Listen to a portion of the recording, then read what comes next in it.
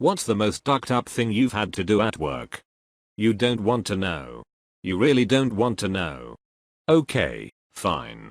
I was a shift manager at the Arby's that happened to be right across the street from where I went to high school, and this was the summer right after senior year and before college. A group of dipshits came in one night and the head dipshit disappeared off into the bathroom. Everyone ordered and got food, blah blah blah, and the head dipshit comes back out of the bathroom, looks at me, laughs, and runs out the door as fast as he could. His friends followed. I went into the bathroom and there was shit smeared on the walls and the mirror, piss on the floor, and the sick duck had actually jerked off onto the faucet of the sink.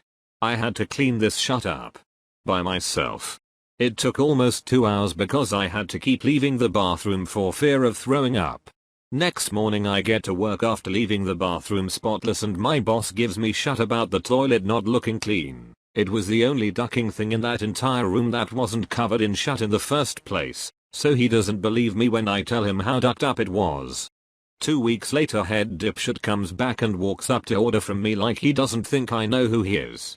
I punched him over the counter, broke his nose, and walked out. Never went back to work. Edit. Yes, I did actually punch him. Yes, I did actually quit. No, I never saw the kid again. And yes, he blocked me on Facebook. From time to time I have to express the anal glands of dogs. Usually only that ones that are scooting and have impacted glands. They feel like hard little marbles, and you squeeze these ass marbles at the 7 o'clock and 5 o'clock position of the rectum in a kind of milking motion. What comes out is a brown liquid, its color being determined by how long it was in there and with a consistency ranging from liquid to toothpaste. When the tiniest bit of this ass juice touches the air, it stinks up the whole room with the loud aroma of something like a cross between rotting fish and sewage. The worst part is, I used to get paid extra for doing this, as my pay is commission based, but not anymore. I now do this part for free. While I was 15 and working the cash register at a fabric store, a lady came up to me with her baby in a carrier. She set him on the counter and said, "Hey, watch this a second." Then she left. She never came back. Then we had to call the police. Tell someone there are no options left, and they're losing their home.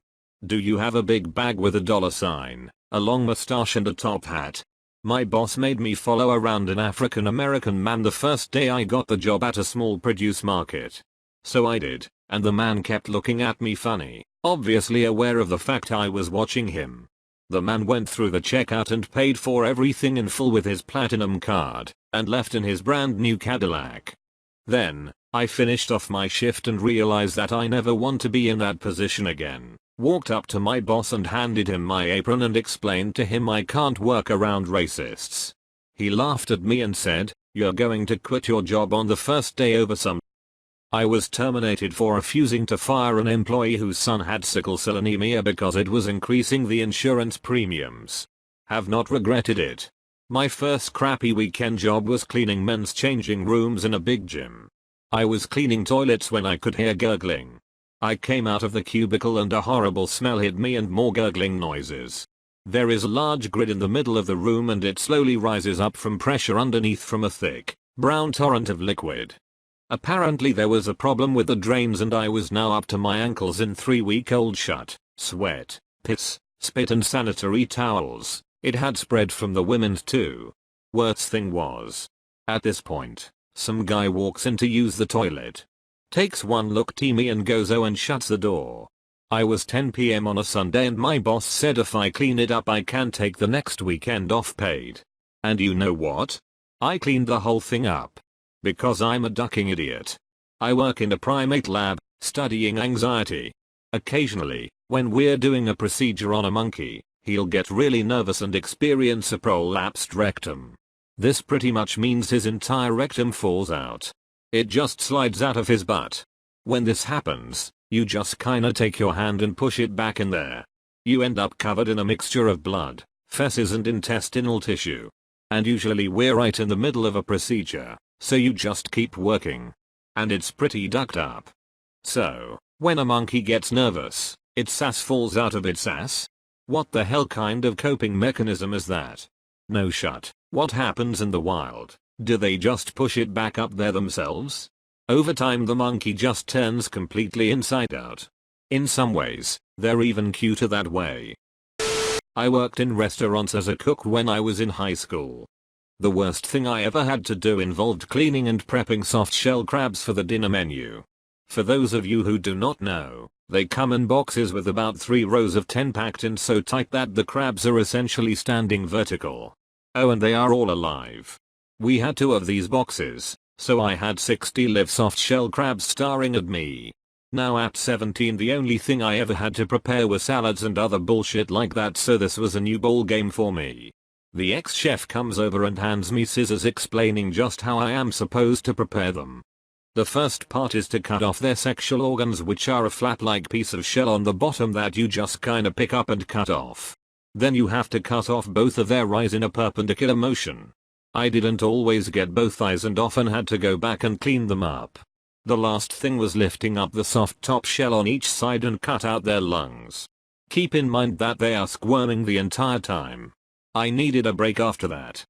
Try to talk the barrel of a shotgun out of the mouth of a soldier for 5 hours while also convincing him not to kill his kids. Delicate doesn't even begin to describe the situation. Worked at a Quiznos next to Walmart. A guy came in with a whole cart full of stolen goods from Walmart. He asked if he could use our phone to call for a ride since he just stole all this stuff. My manager made me stall him and talk to him while he called the cops. The guy talked about how much ass he was going to get from his old lady for his theft. He showed me a nude picture of her. She was 300+ pounds. Sounds like he would, indeed, have gotten a lot of ass. Wrestle a naked, blood-covered, gay male prostitute out of a tiny shower after he spent several days strung out on crack meth, no telling what else. He screamed about Jesus the whole time and wasn't making much sense. It made for an interesting morning. So you are an aide to a Republican senator? I took a job as a bouncer in a strip club adult novelty shop. Nobody told me until afterward that on the nights when I was working the parking lot instead of the front door, it was also my responsibility to mop out the peep show booths. So how much does the average jizz mopper make? My friend's story. Years ago, while trying to resuscitate a patient, they failed.